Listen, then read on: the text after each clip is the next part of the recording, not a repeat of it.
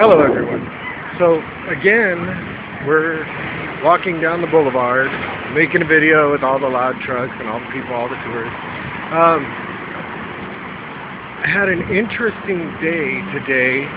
In fact, today is probably one of the more interesting days I've had in at least a minute. So, I'm not going to go into full detail about everything that's happened today, but believe me, it's all happened today. I went to charge my phone at your friendly neighborhood fast food restaurant that takes EBT, of course. And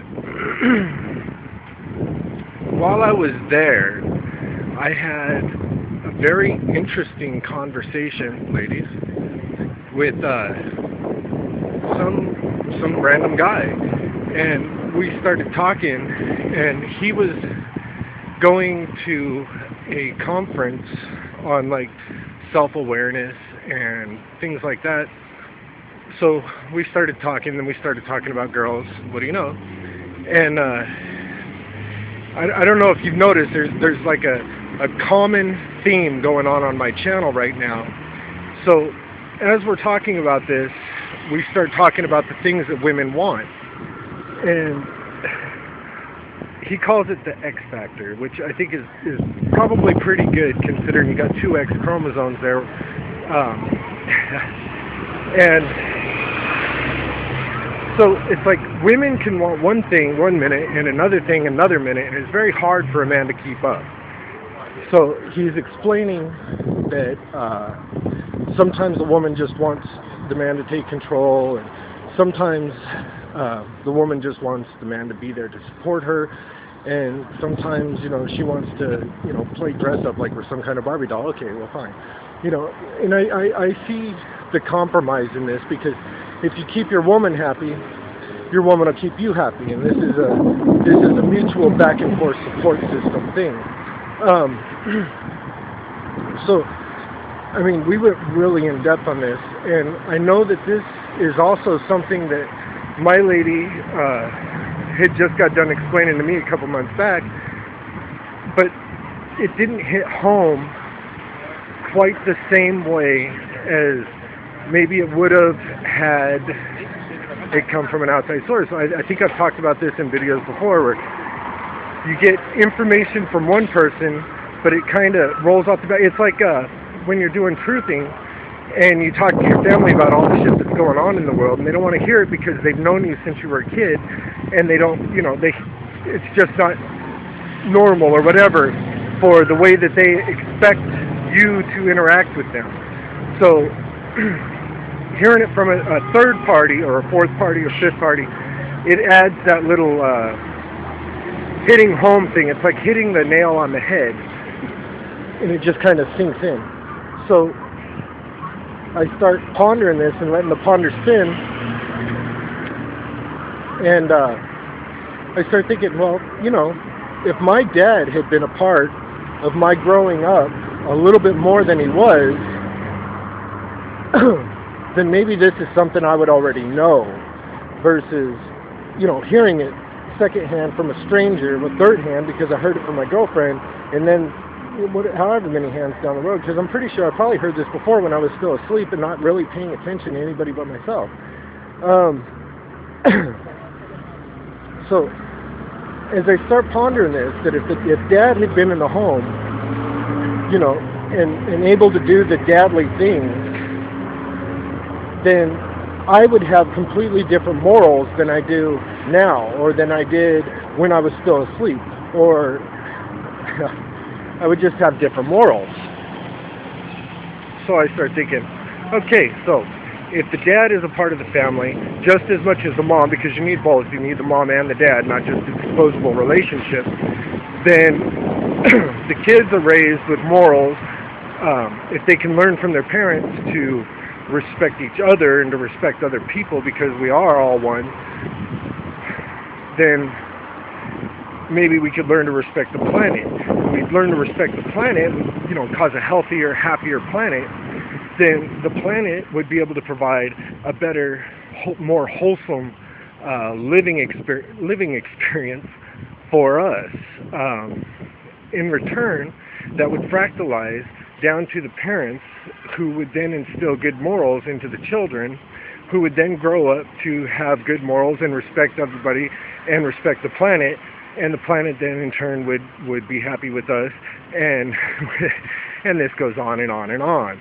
And see, and this all stems from people.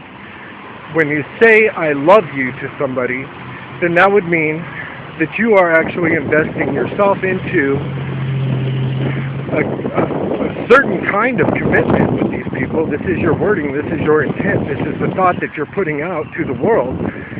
So if you're expressing this kind of thought, how you doing, Hugo?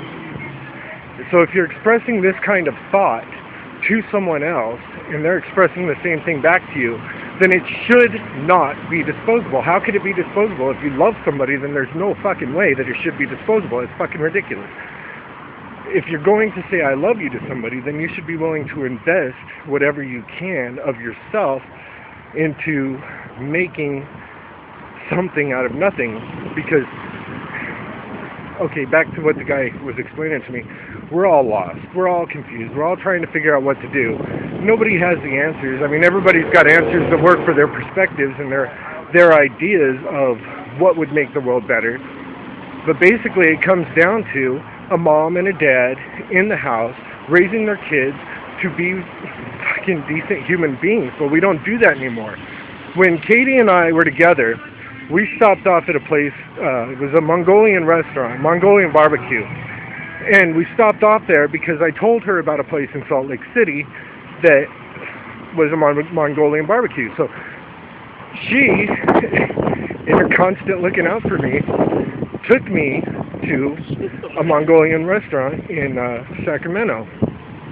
And while we were there was a lady, a woman, who had her kid there, and her kid was just like ignoring her and treating her like, you know, fuck you mom kind of thing, but playing on his little PlayStation whatever, handheld PlayStation, and he's playing with this thing, totally blowing off his mom, and his mom is just sitting there, just adoring him, and I'm sitting there looking at Katie, and Katie's like looking back, and she's looking too, you know, we're both looking at this, and we're both disgusted by the way this fucking mom is raising her kid with pride in her eyes, and oh my gosh.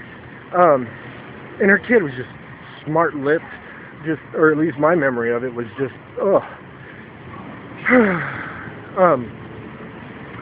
so we look at disposable relationships.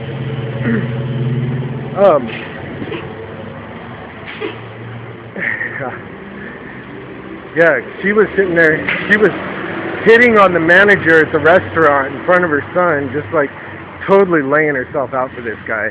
And, you know, this kid just no concern. So, you know, it kind of fills me with a little apprehension for the kind of world that these PlayStation portable kids are going to inherit, the American Idol generation. The mall bitches. So, anyways, we look back on our relationships, the ones that we don't want to be disposable, and we look at the things that we could have done different to have made it work. Now, these are things that when you look back, you're like, oh man, I could have done all this. I could have changed this. I could have not said that. I could have said this. I could have been there for that. I could have. And if you keep doing that, you're just gonna fucking kick yourself in the nuts. So eventually, it has to come to, you know, learn from the experience, and on we go.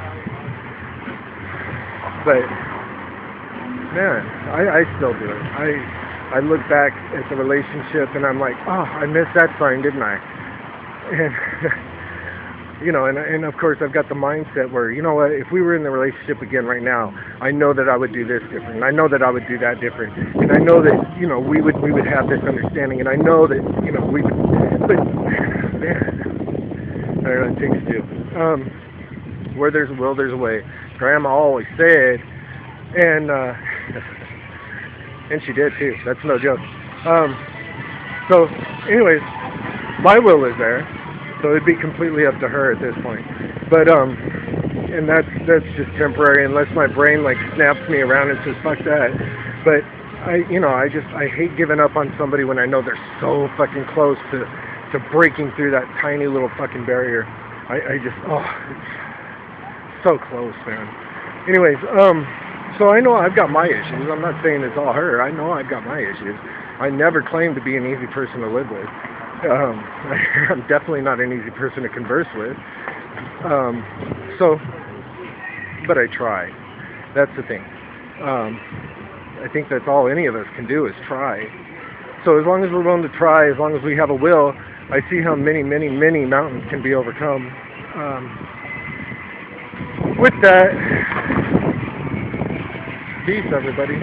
Have a wonderful day, and I'll talk at you as soon as I get another hair up my ass to make another video. Peace.